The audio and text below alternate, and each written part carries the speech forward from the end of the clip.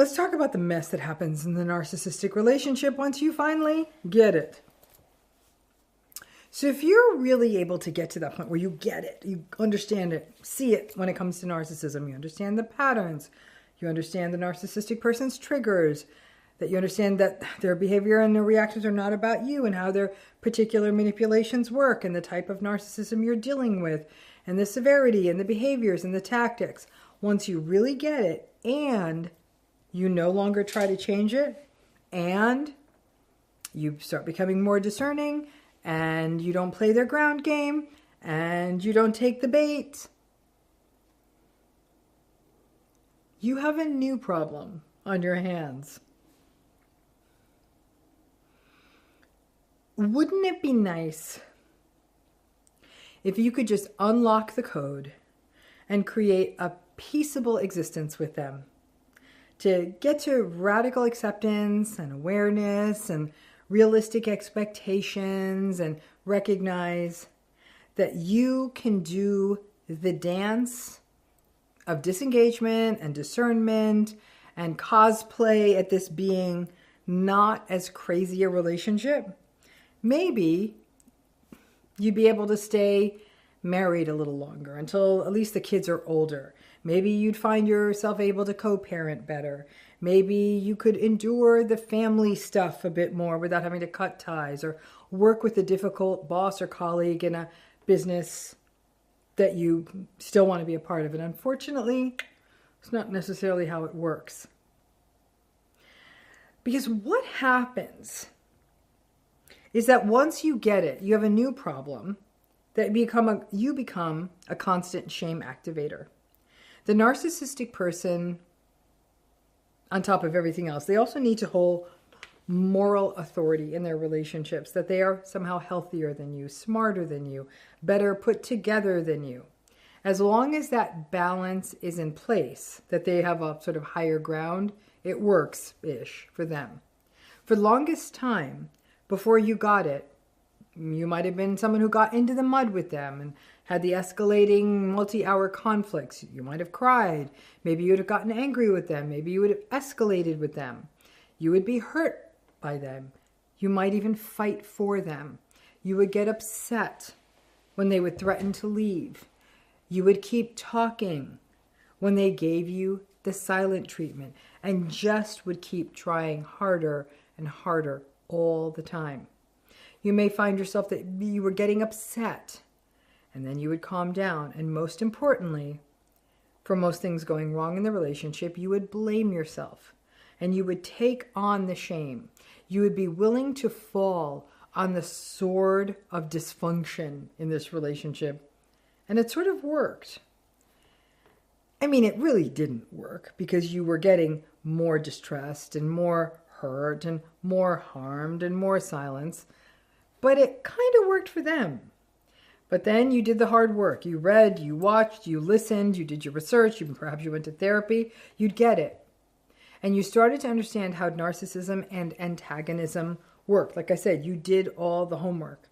You witnessed the patterns and you were willing to see them as patterns. And painfully and full of grief, you saw them clearly. And perhaps over time, you might have even stopped blaming yourself as much, right?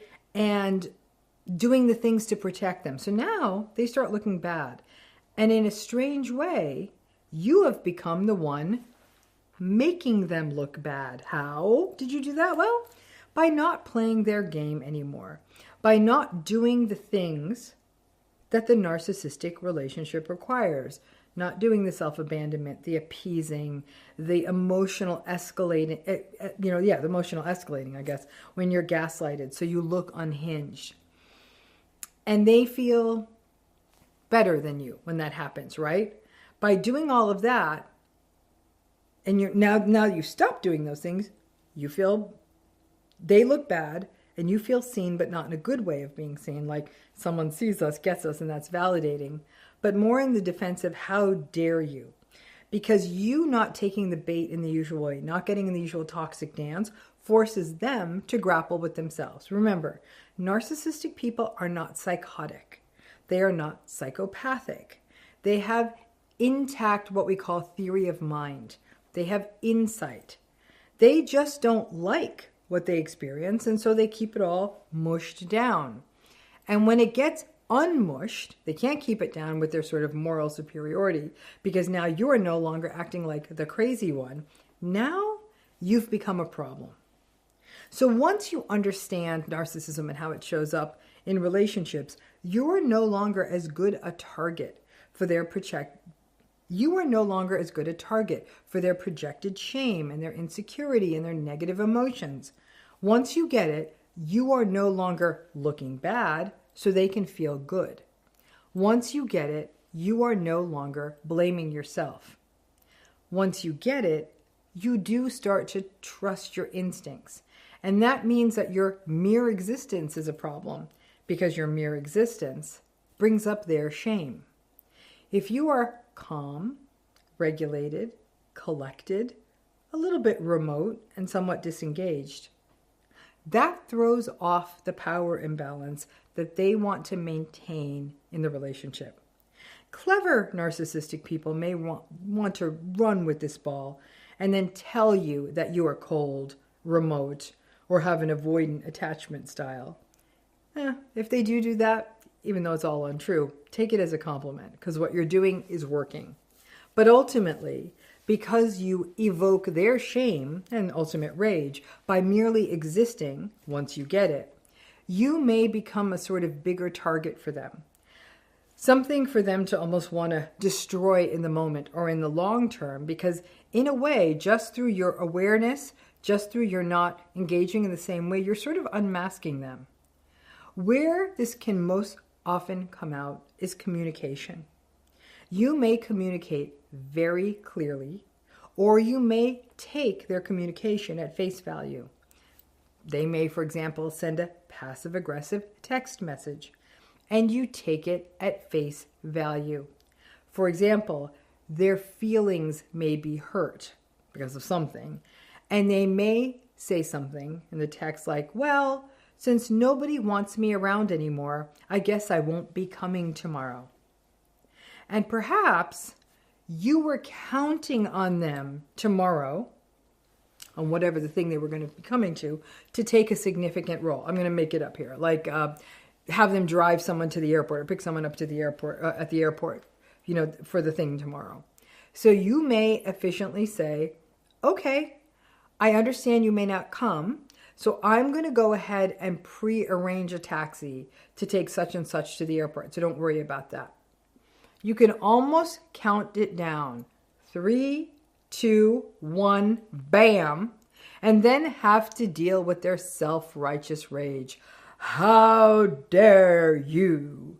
How dare you think I wouldn't take them to the airport? How dare you view me that way? I am a person who does what they say. And then they may throw in some obscenities and name calling in there too. Now, at first, you may be surprised. You didn't criticize them for their tantrum or their passive aggression or their threat to not show up and to not do what they would say. You merely and efficiently let them know that the issue was dealt with. But you may also think, I was being a little icky because I wanted them to know I know. And this starts to get a bit recursive after a point, but you know what I'm saying. But either way, you did step in and say, no worries, I got it. But that no worries, I got it activated their shame as well, because you were implying that they were not a stand-up guy or a stand-up person, that they were less than great. And you were sort of denting that self-righteous moral superiority. But if you hadn't said anything, you may have been left in the mysterious position at the last minute of who's going to take these people to the airport. There's no winning, even once you get it. Remember, a narcissistic person's personality doesn't just change now because you get it. Everything else is going to continue as always. You're just going to engage with it differently.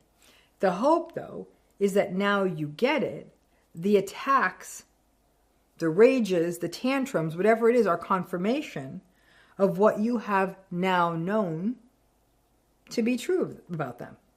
Now, healing may simply mean the transition from being a punching bag or a chess piece on the board they control to a shame activator because you aren't taking the bait. Less is more with narcissistic folks. It can feel inauthentic, but I prefer to think of it as authentic discernment. You are still you.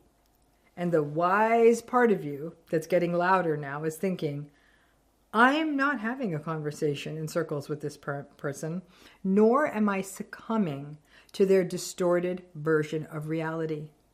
And that unwillingness of you to do that is what brings up their shame. And yes, that means still being called names or having to fix things at the last minute or listen to them mock you for being the one who is above it all, which is, of course, projection.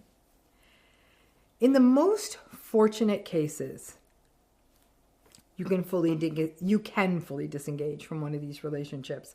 But that's a luxury that not everyone has with every narcissistic relationship that they are in.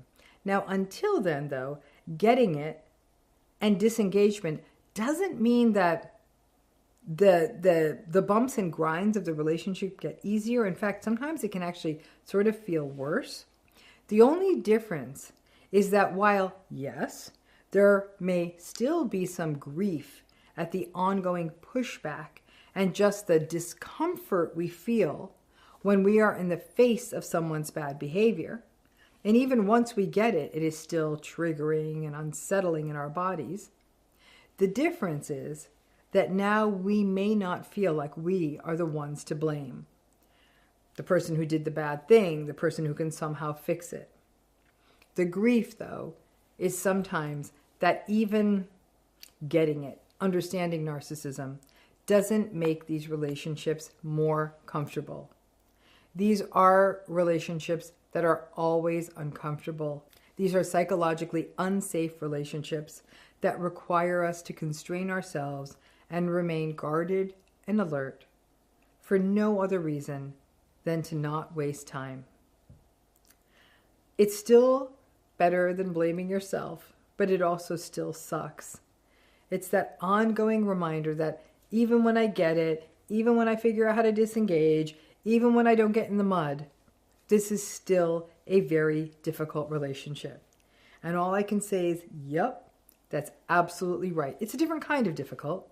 It's no longer you being attacked. It's no longer the hours wasted with the gaslighting. It's no longer wondering, it's me. Is it me? It's not that anymore. But I think sometimes the hope is that, well, now that I see it clearly, now that I know not to engage in it, now that I kind of have the decoder ring, I've got it all figured out. Even with the decoder ring, these are difficult relationships. Not a nice thing to hear, but nonetheless, I still hope it helps. Thanks again.